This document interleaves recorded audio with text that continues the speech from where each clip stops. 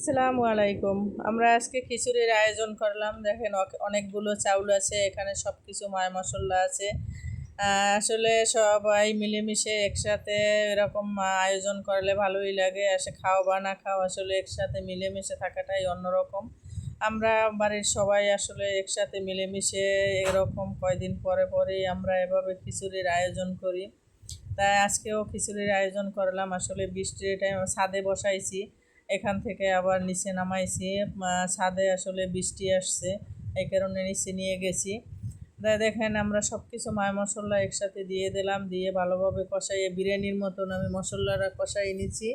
কষাই নেওয়ার পরে এই যে গোশটা দিয়ে ভালোভাবে আমি কষাই নিছি। মাংসটা না সেদ্ধ হলে আসলে খেতে ভালো লাগবে না। আর লেটকা খিচুড়ির ভিতরে মাংসটা একটু বেশি সেদ্ধ করা লাগবে, এই কারণে আমি মাংসটা সুন্দরভাবে সেদ্ধ করে নিলাম।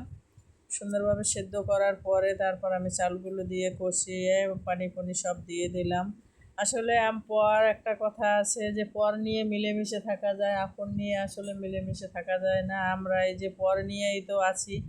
দেখেন কত মিল মোহব্বত আমাদের ভিতরে, আমরা কতদিন পর পরই আমরা এভাবে একটা অনুষ্ঠান করি।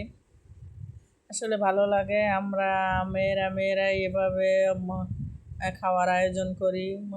কিছু ভুনো খিচুড়ি রান্না করি, আবার ভাত রান্না করি, আবার এই যে কিছু পাতলা লেটকা খিচুড়ি রান্না করি। এভাবেই আমরা প্রায় প্রায় অনুষ্ঠান করি, বছরে 3-4বারই করা হয়।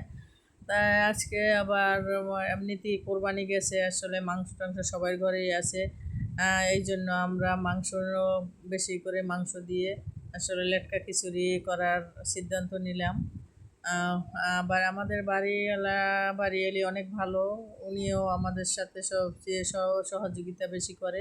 উনি সব কিছু বেশি দেয়, আসলে ভাড়াটিয়াদের সাথে অল্প অল্প কিছু নেয়।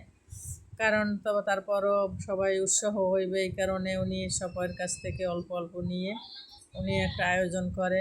ভালো লাগে আসলে। এভাবে সব বাড়িতে যদি এরকম ভালো বাড়িওয়ালা থাকে, আসলে ভাড়াটিয়ারা আনন্দে থাকতে পারে। তা ভালো লাগে আমাদেরও এরকম আয়োজন করতে। দেখেন 2 পাতিলে খিচুড়ি রান্না করলাম।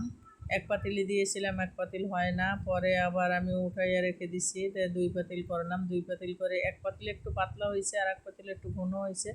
এই কারণে আমি একসাথে মিশিয়ে দিব, একসাথে নাড়াচাড়া করে মিশিয়ে একসাথে দিয়ে দিব। তারপর সবাইকে যে যা পারে খাইবে, খাওয়ার পরে যা থাকবে সবার ঘরে ঘরে দিয়ে দিব।